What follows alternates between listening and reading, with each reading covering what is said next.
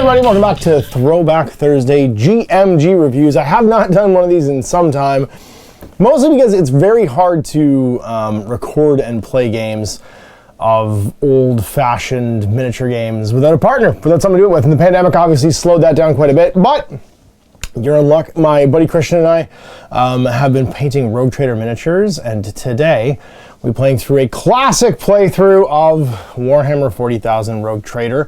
So we figured we would do a book review to kind of give an overview of the rules and stuff too. Now this actually right here is my OG copy. This was the copy that I bought at I think I bought it used at a comic book store called The Book Between, which was an old reference to when you were like a kid and you'd be in math class or something with a textbook, and you would put the comic book in between the pages of the book you were supposed to be reading, so you could read comic books in class. Something that I guess has just been replaced by smartphones today. And they would off and on have Games Workshop products, and I think this was something that either was ordered and someone didn't pick it up or didn't like it, and it was just there, and I grabbed it and became obsessed with it. And this is the one that started it all. It's actually a follow-up to an article written in the, I think it's 3rd edition, maybe 2nd edition Warhammer Fantasy Battle compendium called Warhammer Science Fiction. It's also using ideas from a bunch of various articles that Rick Priestley had written for science fiction games. Specifically, there's one called Laser Burn that he really enjoyed.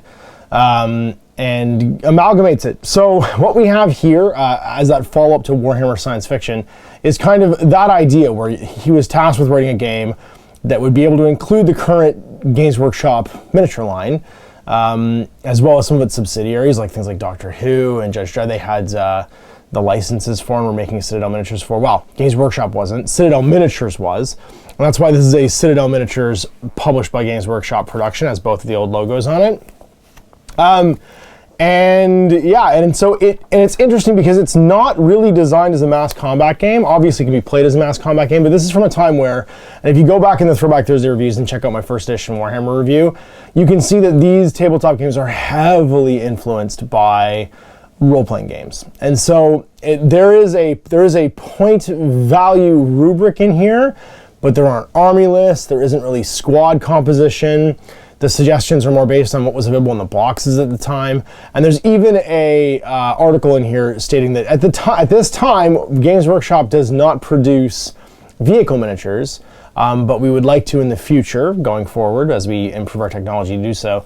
But there are a variety of appropriate science fiction model kits that you can use. But then it goes on to actually include a picture of, and sorry, but they did produce Dreadnoughts, which is funny. They did produce this Dreadnought. There is a picture of a Mark I Land Raider in here, although it is very much a prototype, and the production kit actually looks quite different in the end. But there's no rhinos in here, I don't think. Yeah, and for the most part, you're just looking at pictures of actual Citadel miniatures. So I'm gonna go through it. Here it is, yeah, the Land Raider. An exploded view. So you can see here the Land Raider. And I believe this is a scratch build. Does it say? No, it's just an explosion of it. I don't know if it's actually accredited, but you can see that there's like a lot of like edge detail and stuff right here that makes me think that it was scratch built out of something. And then like the las cannons are actually, they look like Zoids guns and they don't match the drawing. But on the table here with the RTB-01. So this looks like a prototype mock-up. Maybe Tony Cottrell did it because he was famous for scratch building tanks back then. And in fact, the instructions for scratch building your own Baneblade and White Dwarf are his design. And of course, he is, of course, the tank master now of Forge World, doing vehicle kits and stuff. But yeah, this is very much a game that is designed to be played sort of with a handful of cool miniatures and tell a story.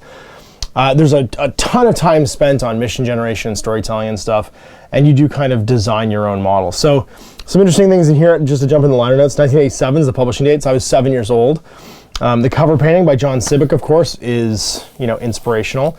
And you can see my dog-eared copy has been much loved and much thumbed. Now, this softcover version was sort of the commercially available one. There was a hardcover version. This is one of several I have, but this one's the most broken.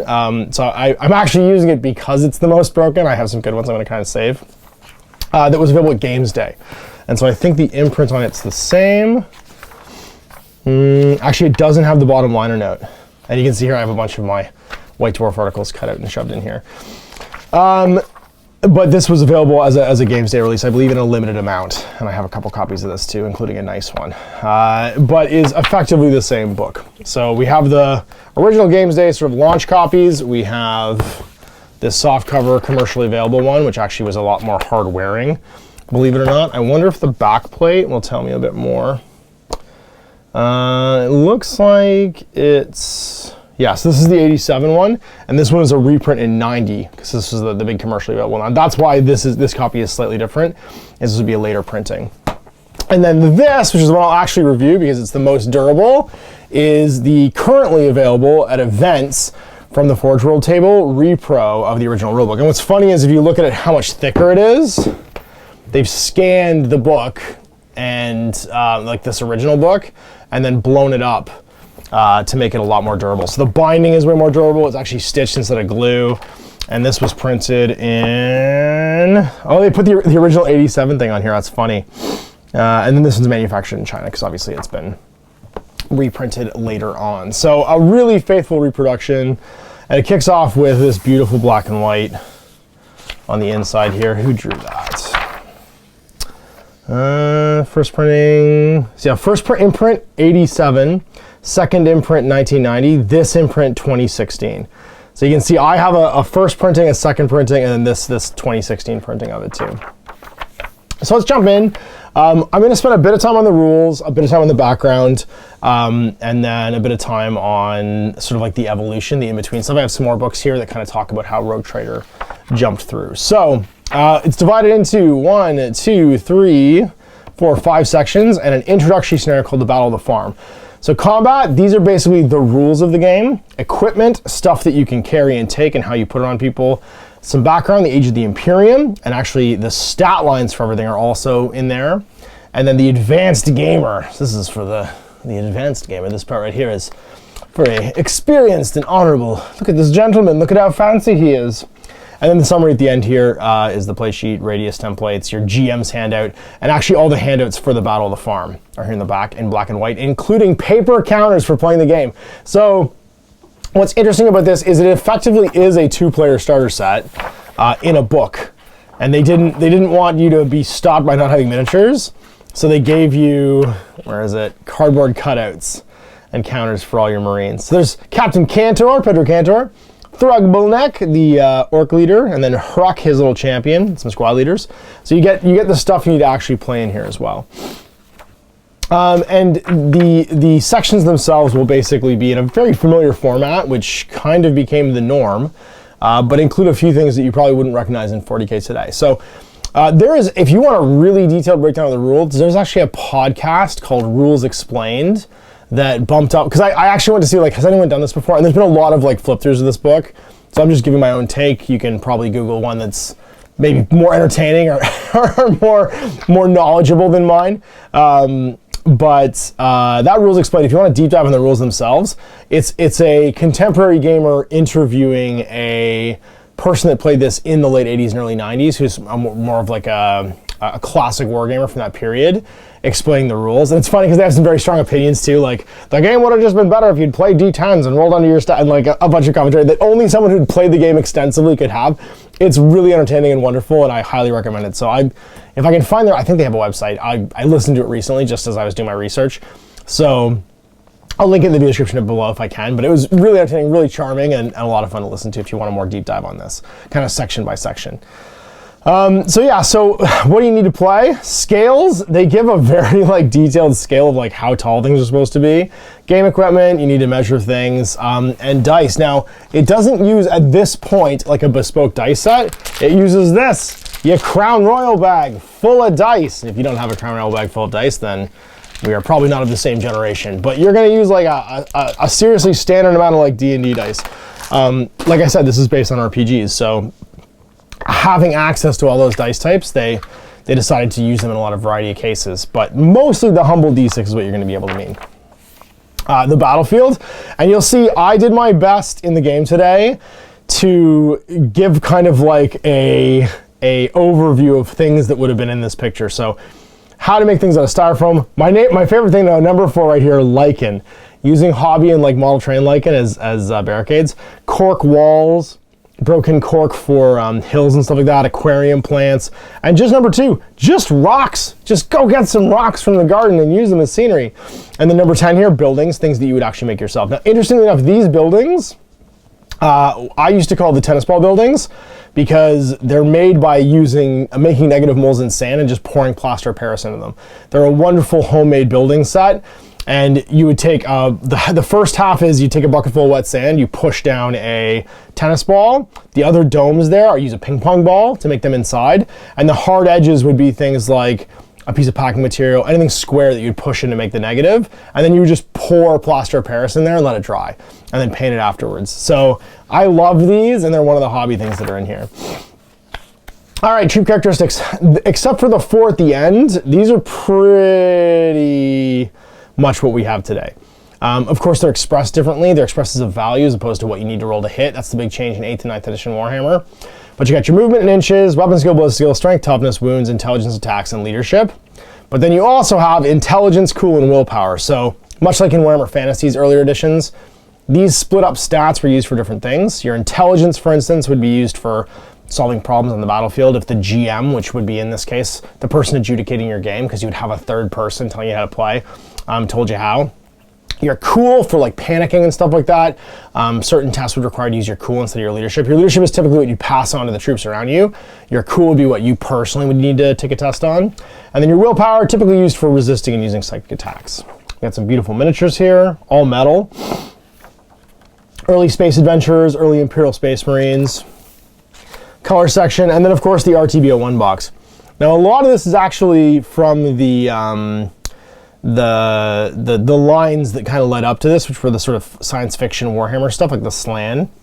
And then of course we have Orcs, Eldar, and while the profiles are pretty similar, everyone's a lot more individualistic, you might notice. There's a lot less being done to try and make everything kind of look the same. Old Diaper Dread, Medic, love the Imperial Battle Droid. Organize your troops, 2-inch coherency, pretty much the same as normal. And okay, so here's where we're going to start to kind of like give you an overview of the game, the turn sequence. So some pretty common things here from 35 years ago, 87 till now. Movement phase, you move your troops. What's interesting though is in the movement phase, unlike in later versions, there's no running. You can charge, which means move your double your distance to get into contact if you can, to try and fight into melee, but there's no actual moving. So no actual running, that comes later in the reserve step. Then you shoot your guns. Now, all shooting was done model by model to other models in line of sight. It would change later on in the editions, but basically you pick a model you can see, and the biggest change there is you can only see a front 90-degree arc. So where your model was facing and pointing its gun was super important. Hand-to-hand combat, fighting in melee, also with some fairly different rules. And then reserves, which was how you ran. If you didn't do anything else during the turn, fight, charge, or be in cover to hide, you could make a second normal movement to bring yourself up. So your running kind of happened afterwards. And I actually really like that format where you would move, shoot, fight, and then make a reserve move if you didn't do anything else, because you had to commit to it during the turn. You didn't commit to it early on, but you could kind of see a little bit more what happened during the turn. You'll see during our game how that can be really interesting. Then use your psychic points using psi powers, and then rally if you're running away. Difficult and very difficult ground is pretty much as you'd expect, half movement and quarter movement. And then you're facing. So here's some examples of different base styles, and they didn't really care what kind of base you were on, which is interesting. The idea was use the miniatures you have, so hex bases are here, square bases, round bases. Defining line of sight, you can hide, the idea being that your miniatures can actually bend down and like lean down and stuff. And a lot of time is spent diagram-wise on how to shoot through woods. And there are tons of modifiers. And then we get into sort of our weapons and stuff and how it's expressed. They're expressed fairly differently with ranges. So you'd have a short and a long range and then a maximum range, and things can be more or less effective. And it did give a little bit more variety in weapons, not the same all the time. And you only typically shot once. There wasn't a lot of stats for your guns.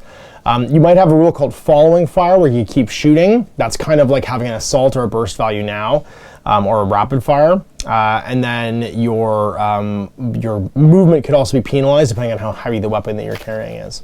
Now your score to hit's pretty much the same as in previous and lesser editions. It's your chance out of 6 of hitting. So if you have a ballistic skill of 4, you have a 3 to 6 chance of hitting. You roll a 3, 4, 5, or 6 to hit. Lots of modifiers, shooting a large target, shooting a small target. Firing from a moving surface, so if you're feeling like an open-top vehicle. Firing at a faster moving target, if they move more than 10 inches during the turn, you have to actually mark your units. If the fire is wounded, the target's behind soft cover, throwing an improvised weapon, or being behind hard cover. And models in the unit didn't all have to do the same thing. So if you were in a unit with other models, some could shoot, some could hold off shooting to make a reserve move, others could fight in close combat. Your unit coherency was important, but it didn't dictate that you all had to do the same thing. You had a choice model by model as to who did what. Modifiers based on range. And then damage, rolling to wound. This has stayed the same pretty much forever.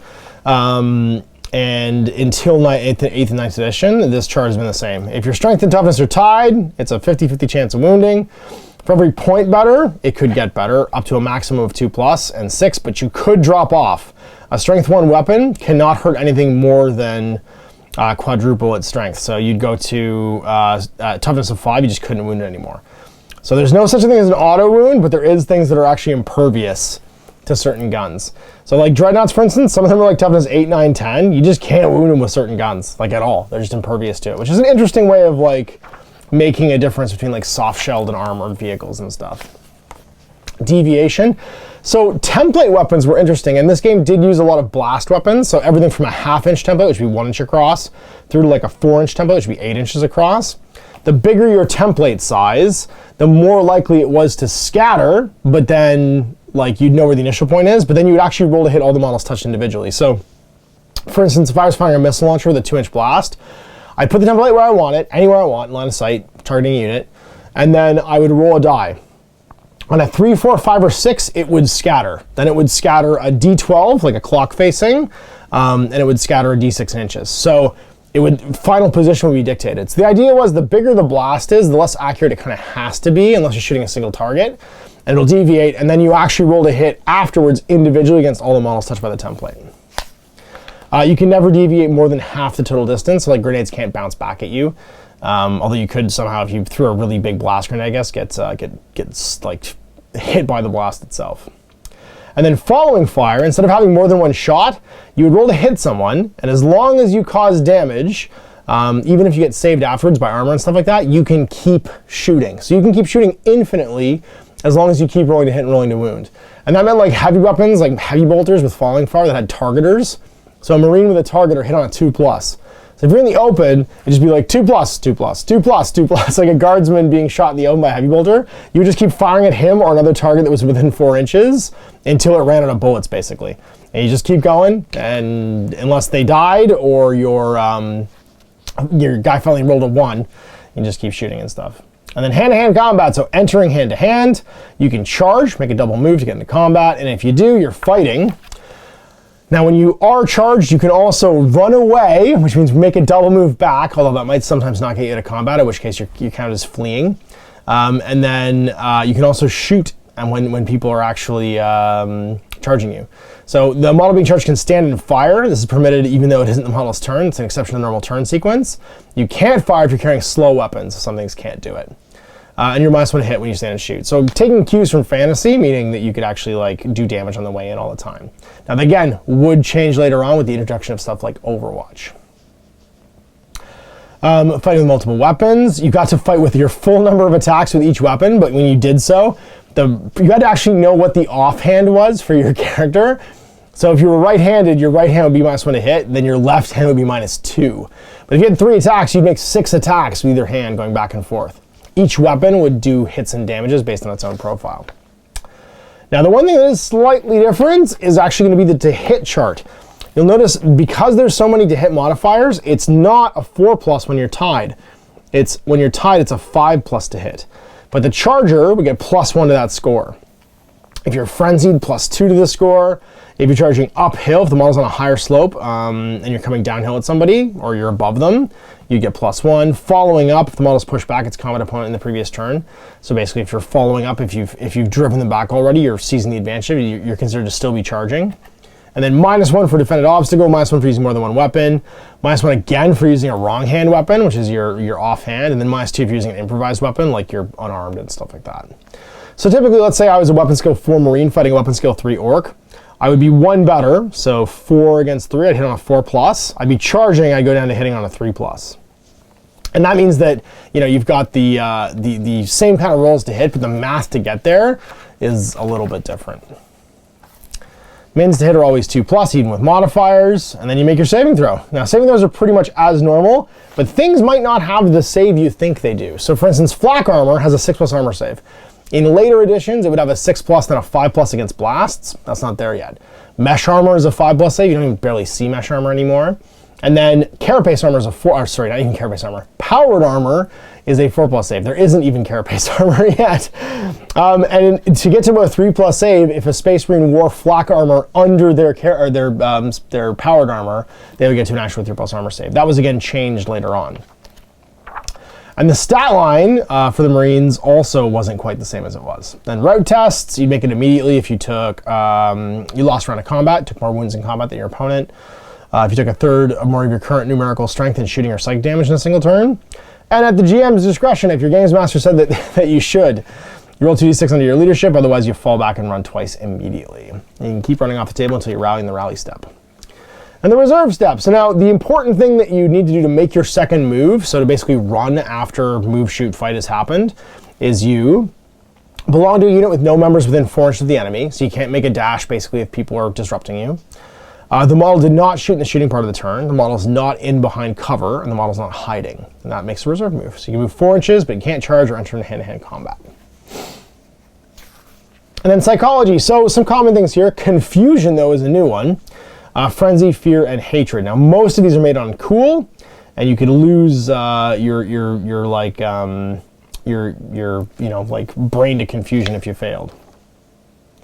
Now, if you're confused, you're -1 to hit with all shooting, -1 to hand-to-hand, can't use psychic powers, you move half, you can't split or change your unit composition, because you can actually do that, you can break up units, and you ignore all further psychology tests while confused. If you're frenzied, you're +2 to hit in melee, you must charge if you can, and must move double pace towards the enemy. The unit must always follow up in hand-to-hand, you ignore all route tests, and you can't be routed while frenzied, and you ignore all further psychology tests. And once in combat, you're made frenzied automatically, so long as at least one model is in base contact with the enemy. Fear, if you attempt to charge, you can't do so, and you halt if you fail a test. If you're charged by something that you fear, the unit's routed automatically. If attacked by weapons that you fear, you must make an immediate route test and honor the results. And then a hatred, a unit that fails their cool test must abide to the following rules. The unit must move at full normal rate towards a hated enemy. They must charge the enemy. And so long as the unit's subject to a hatred reaction, it cannot be routed by hated enemies. So basically, if you get to fighting like somebody you hate, let's say the Marines hate the Orcs or the Squats hate the Orcs or whatever, you're going to keep running towards them and keep fighting. Got rules for mapping the interiors of buildings. And what's interesting here is that the game actually provides you with maps for the interiors of buildings if you want to write them out. And then the vehicle rules, man, I'm not going to spend a ton of time on this, but I will tell you these were some complicated rules that got more complicated with the introduction of the vehicle manual, which is a later expansion, and included everything from like turning templates, your maximum speed, your maximum acceleration and deceleration. And if you're an air vehicle, your max speed and minimum speed, because you could crash and stall it if you'd go too slow. Then your turning radius, your control points, your toughness, your damage, your save. I don't remember what EQ and wounds are. EQ and wounds are TRR, equipment, your coin slots that you can carry, and then weapons, the number of weapons that you have on you. What was cool though was that you could actually design and build your own weapons, including dreadnoughts. Now dreadnoughts were a lot easier, and you'll see us feature a dreadnought, because dreadnoughts are basically just a regular fighting guy stat line with a saving throw, a technical level, weapons, and equipment points. And you would just build them yourself. Give them the weapons that you want. And then robots, because you can build robots too. Again, they're fairly simple because they have like a damage stat instead of a wound stat, and they get to build out the robots however you want to.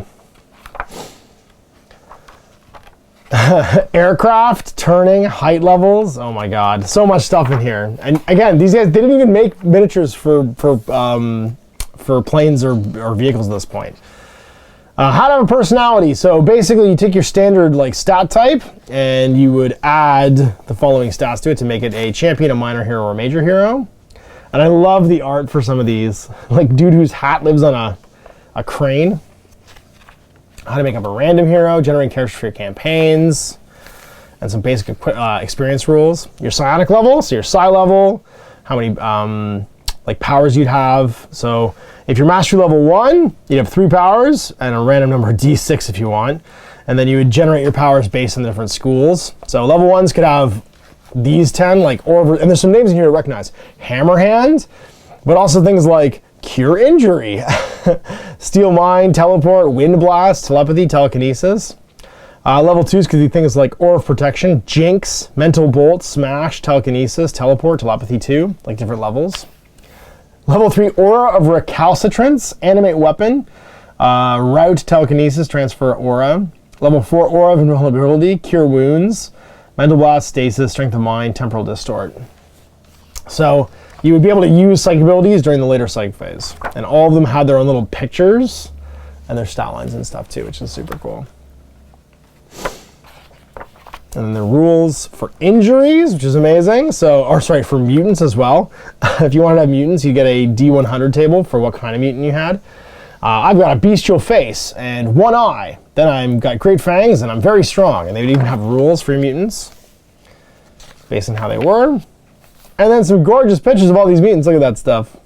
I'm pretty sure most of those are studio members with mutations. And then point values. Okay, so now a whole section is given for basically a rubric for how to point guys out. And when Chris and I play our game today, we'll be playing without even considering point values, and then at the end we'll see what the point values were when we added them up. So the basic human stat line is what everything's built off of here, and it has a 5-point cost. So the idea is that if you have movement of 4, 3s across the board for weapon skill, bliss skill, strength, and toughness, a wound, an initiative of 3, 1 attack, and then your personal characteristics are all 7, you cost 5 points. Then for each point you adjust it by, you go up by even fractions of points. So for each of your personal characters to go up, it's a quarter a point. So basically it's 1 point for all of them to go up by 1. Every attack is 4 points. Every initiative level is a quarter point. Every wound is 4 points you go up by. Your strength and toughness are a point each, and then your movement is a quarter point, your bliss skill is a quarter point, and your weapon skill is a half point. That was always interesting to me. I thought the weapon skill and bliss skill should be reversed. You're using your ballistic skill way more often than your weapon skill.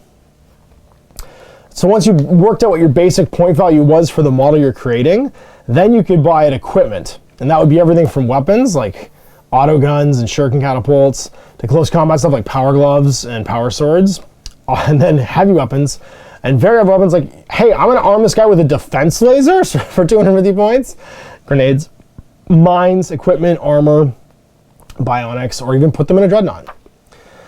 So your armor, for instance, if you had carapace, you did have carapace armor, that's right. You could have plate armor, so like plate mail, powered armor for 6 points, or refractor field costs 1.5 points. It does pretty much what you think it does now. It's a 5+ invulnerable save. Bionics, they'd be 30 points, and it was where you would like have your bionics. Put a targeter into your bionic eyes for 10 points. And then what are your vehicle costs? It's 25 points to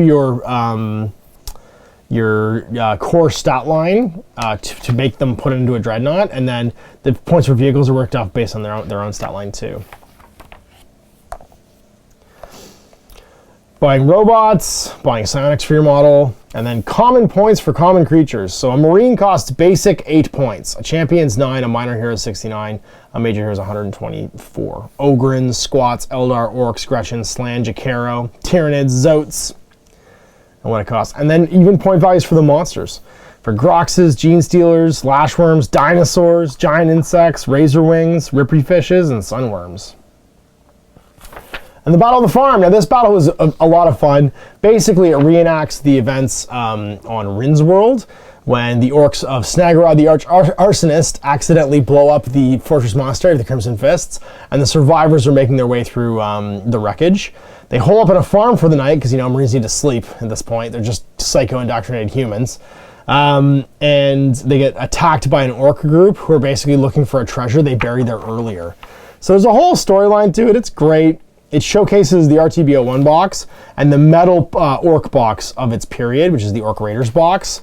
And I considered painting this up to showcase Rogue Trader, but it actually doesn't showcase the rules very well because it uses like squads as opposed to using like random stuff. The rules for this are more of an RPG, and so the Bad Days at Hell's Reach that you'll see today is more of us playing like a quasi-RPG with a couple units as opposed to two like armies actually facing each other. I may do this at some point though. Tell me in the comments if you think I should do the Battle at the Farm, because we have the models to do it. It's just more of like, do I want to recreate that? And then equipment. So more rules for like your weapons after we've seen the point values for them, and some cool illustrations for everything from like hand bows through shuriken catapults, power swords and power weapons. And this guy's a Rogue Trader hanging out with his bionic arm, power gloves, Weber's power swords, and then super heavy weapons like a distortion cannon, las cannons, and even the weapons that are mounted on starships. You can see here the classic heavy bolter, underslung, heavy Weber, heavy stubber. It's basically like a M60. And then the old rocket launcher with its kind of submarine profile. Very heavy weapons like a macro laser, or a macro cannon, sorry, although it's spelled Marco cannon here, which is clearly a typo. And then on to grenades and missiles with the cool Eldar Raiders with their B-Wings. Different grenade types, mines, and a cool weapon summary. And you can see here on the weapon summary, it's probably the best way to show it off. You had your short and long range, your bonuses to hit at those ranges, your strength, how much damage it did. So like a meltagun could do D6 damage, whereas a multi-melta did 4d4 damage. Save modifiers, and then these were, is it close combat? Is it heavy with a move reduction? Is it slow, so you can only fire it every other turn, and does it have following fire? And they just put an X in if that was the case, or the numerical value. So a heavy bolter, for instance, shoots 20 inches to 40, strength 5, d4 damage, and a -2 save.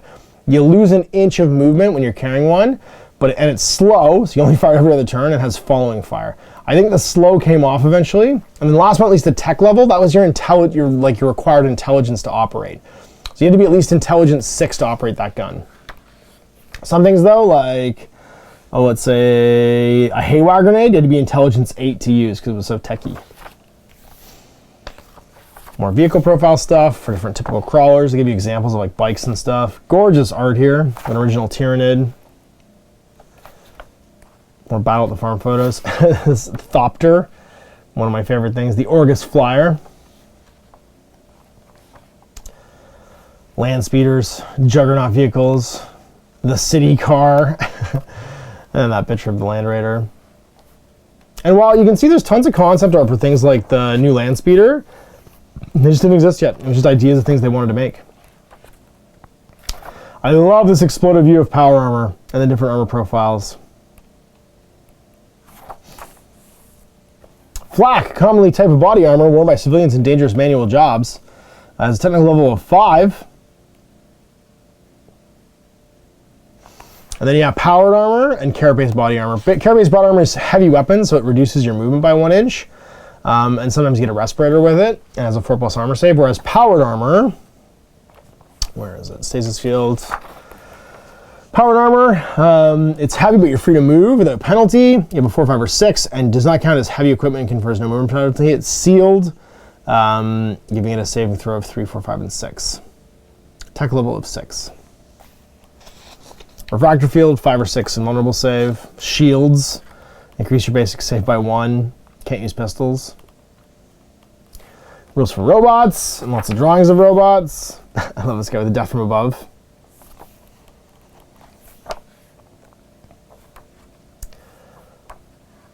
And then other equipment, like the porter rack for Inquisitors. When you need to torture somebody, but you don't want to carry a lot of stuff, this porter rack is for you. And then a power field generator, which was basically, I liked this one. It had an inch radius for how big the bubble was, so what it worked outside of, and a toughness. And every time you took a point of damage, it would shrink an inch. And if it ever went to 0, it would blow out. You couldn't use it for the rest of the game. But then every turn, it would regrow back out to full. So it's kind of like the Enterprise, like in Star Trek. Its shields would like take damage and like slowly retract and then go back to full. That's the idea with the power field.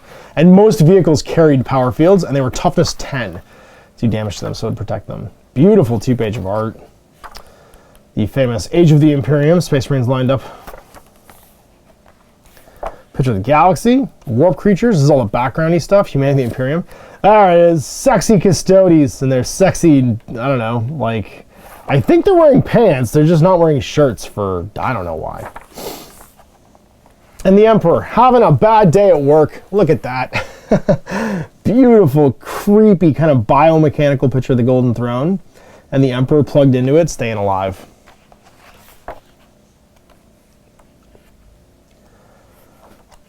Stat lines for humans, right? A Custody stat line, move 4, weapon skill 5+, ballistic skill 5+, strength 4, toughness 4, 2 wounds, initiative 5, 2 attacks, 8s across the board.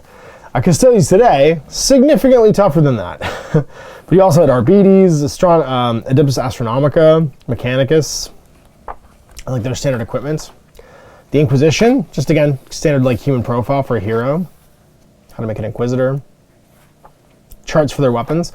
So in the old days, you wouldn't actually know what you had, which made it very hard to buy miniatures because you'd have to randomly roll up what you had and then find a miniature that would, you know, like be armed that way. So let's say I wanted to take a, I don't know, a Psyker. I'd roll. I have a 25% chance of a pistol, of having 2 pistols, but I always get 1. Then a 75% chance of a weapon and a 25% chance of additional weapon. And then 10% chance of D4 grenades, 25% chance of 1 type of armor, 25% chance of a field, and then chances of other equipment that I could potentially be carrying. So imagine you're me and you're like 9 years old and you're like, I'm gonna roll up my first army, and then you try and go looking for miniatures. And like, I can't find anything that is equipped this way. But then of course the other option was always just to make it yourself. Marines under the Emperor's Palace, doing members of the Adeptus Terra wearing like powered armor to protect themselves, going about their daily routine of maintenance and servitude. The Navigators Guild, the Legions of Astartes. I like this guy. He is bad news. Shooting that poor orc through the head. There's the original Lehman Russ drawing, as he loses his lungs.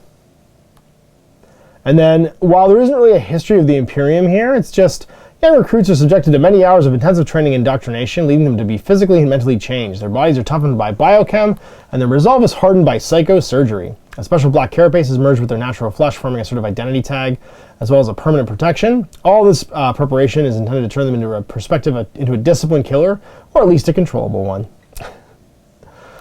And then you live on, you know, an asteroid or on your base or whatever.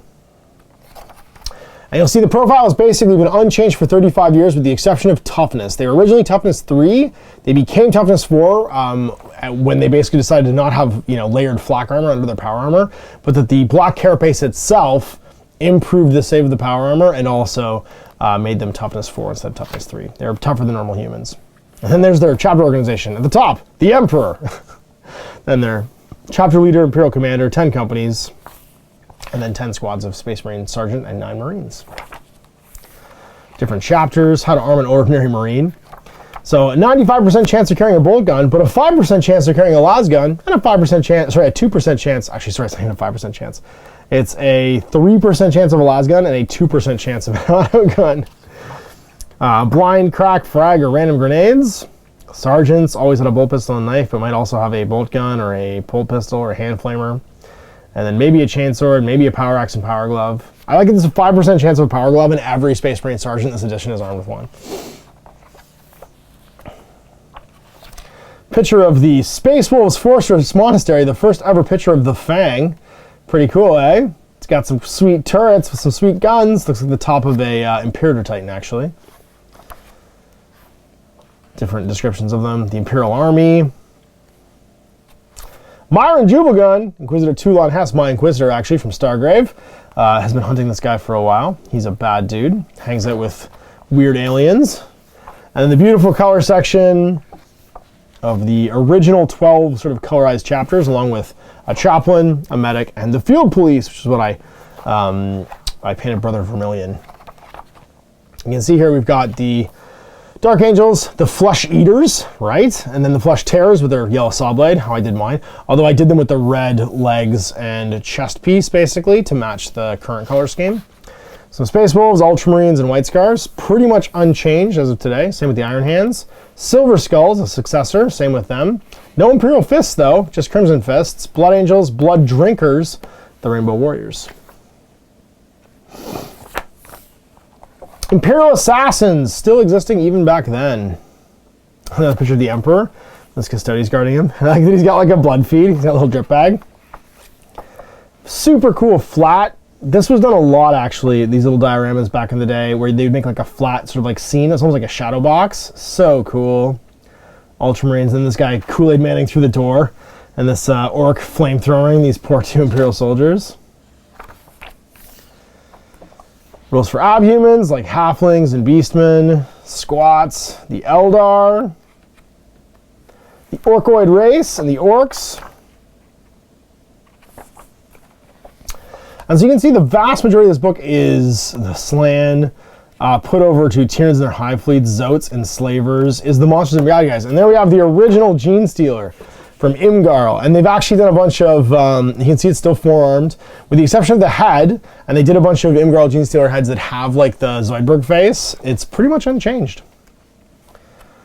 You got the Grinks. You can see I've got that Grinks picture that Paul Shorten sent me, which I'm still eminently grateful for. Look at how cool that is. Space Cats. Lashworms, Terra Squirrels, Jacaros, Rippy Fishes, the Catachan Face Eater that disguises itself as a face cloth. And here it is. This is where our game is going to be set, Logan's World. These are pictures of Logan's World, basically. It's basically a big, bad kind of desert planet with all kinds of dramatis personae and every like level of like adhuman kind of like living together. The warp stones end around it every like 20 years, and the Imperium kind of briefly regains control. When the Eye of Terror blinks, ships fly between the Lost Worlds and the rest of the galaxy. So think of it like a Mos Eisley, basically, set in 40K. And Hell's Reach, which of course is on Armageddon now, was originally from Logan's World. Love these, the Water Merchant and Slavers, Miners at Work and at Rest, Orc Slavers, the Hoverbus gangs, gotta watch out for those Hoverbus gangs, and the Hive Brats. And then we have the Advanced Gamer. So going into campaigns, things like a plot generator. So first you would roll for the motive for your players, and then you would roll what the actual plot was. So for instance, if you're gonna raid and capture an important person or item, you'd roll on that table, and it could be everything from, I don't know, a crashed spacecraft basically is on a barren waterless world, one human, one alien, and they each have something the other one needs, and you're fighting each other. Or capture and hold, a mighty river lies between a retreating army and its homeland. And oddball stuff, and then subplots for your characters. And so now we're into the color section where you talk about collecting and painting forces, and you can see there aren't any real hard and fast ways as to how to play the game. There's no like scenarios or like play this many points or get in and like, you know, build your army in this way force construction wise. It's just, here's some story hooks. Here's a rough idea of how to like collect miniatures and where the miniatures could be from and what their backgrounds and point values could be. And then go at it. And now here it is, collect and paint your forces. You can see here we've got Rick himself hanging out. I think that's Brian Ansell. I'm not sure who that is. It almost looks like John Gillard. And then everybody just throwing down at their you know, their basement basically. Examples of how to make terrain. So these are all yogurt containers or like sour cream containers turned upside down and then painted. How to prep your miniatures, building and painting, undercoating, using Citadel color. And then a 1, 2, 3, 4, 5, 6, 7, 8, 9-step process for painting your first base Marines. I desperately tried to, you know, follow this when I was a kid and got mixed results. I realized almost immediately that the black spray paint would have been better than the white spray paint because it took so long to go over top of it. Shading charts. The junk you can save to make things out of. See, like we got packing material, cans. I saved everything as a kid. My parents even started doing it. The hoarding impulse. The author tries not to just store every and any interesting looking thing, but you might want to.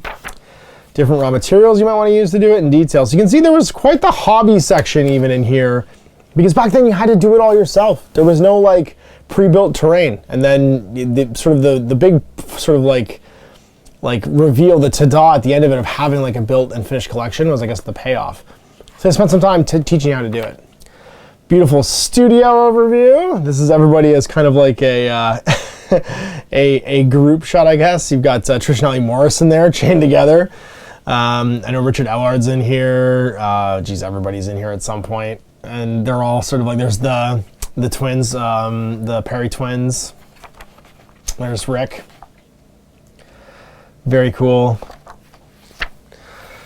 More project ideas for how to make a control tower. The plastic dome, using a tennis ball. The residential block, using like a bin and a cut piece of pipe. And then the rule summary. So your hit charts, vehicle charts, turning, miscellaneous rules. Your author's known a language.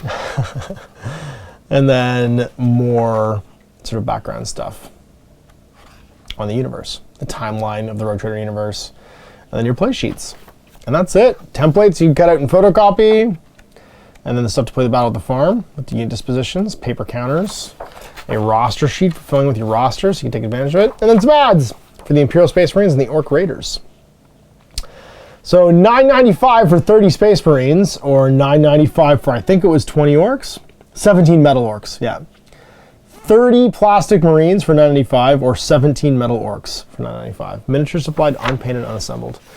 And then all the fantasy battle rules, so all the roleplay stuff, and then Warhammer Fantasy Battle itself. And then that same beautiful color plate at the back there of the Orcs fighting the Marines. I love this guy with his like shark mouth, basically. How cool is that? So there it is. Almost more of an RPG book than a war game of the time, or tabletop RPG almost. We have Warhammer 40,000 Rogue Trader. Now you can click and watch Chris and I play our first game, A Bad Day at Hell's Reach Part 1, to go along with this review. And then in 2 weeks, I'm going to review this sucker right here, which is a very important book that added on to the Rogue Trader rulebook called the Battle Manual. Now there's also the Vehicle Manual, and what this did was this basically bridged the gap between Warhammer 40,000 Rogue Trader and Warhammer 40,000 Second Edition, which was more of a war game. What I'm not going to do is go through all these, the Companion, and the first book of the Astronomicon, because in between this book and the rulebook I just flipped through, there are a million White Dwarf articles, and Warhammer 40,000 was so crazy popular, almost unexpectedly so, that it was expanded massively through White Dwarf. And it became damn near impossible to keep up even with the core rule changes for like picking targets and shooting, hand-to-hand rules, rules for units, point values. You can see I even have White Dwarf articles still cut out and stuck in here. Like the rules for dreadnoughts, revising, Rick Priestley and Brian Ansell, further ideas for using dreadnoughts, just revising the rules for dreadnoughts completely, just shoved in here. And these were compiled, like here's the rules for Terminators when Space Hulk came out, Chaplains and Commissars. It goes on, and they were even all designed to be punched and put in binders. The Judge Red role-playing game. What else is in here? Chaplains of the Imperium. It was kind of all summed up, although the army list and stat lines were still needing to be played out of this, in this right here, which is the Battle Manual, which changed the core rules of the game and then was sort of quickly followed by Second Edition Warhammer 40,000, which we'll do our own whole series on as we move through the editions of 40K. So this one right here is pretty important, and you'll see that to basically follow up Bad Day at Hell's Reach Part 2, which will be using the expanded rules for Rogue Trader, and not just the rules that come in the rulebook. So anyway, big thanks for watching. We'll see you for more TBT reviews. Till then, I'm Ash. Hey there, I hope you enjoyed that video. There are tons of other games already recorded for you to watch. Click over to my channel page if you haven't already, and have a look through the dozens of playlists full of videos. I guarantee you'll discover a game you haven't seen played before. I put out new videos 7 days a week, and every day is themed to a different genre as I continue to explore the wider world of gaming. Of course, none of that's possible without you, the viewer, so click a like and subscribe if you'd like to stay on top of what's happening here daily. My 2 kids and I are massively grateful to be able to have the flexibility of this job so I can always maximize my time with them. If you want to support me continuing to put out this content, it's only possible because of my amazing backers on Patreon who support the studio, equipment, and model cost, as well as being how I make the bulk of my living. You can also help out by buying a t-shirt through Spreadshirt, a measuring gauge or widget from Death Ray Designs, or buying one of my games and supplements like Last Days, Gamma Wolves, and Blaster. As a way of showing my appreciation, patrons get early access to new games and supplements that I write throughout the course of the year. Huge thanks for watching, it really does help out, and happy gaming.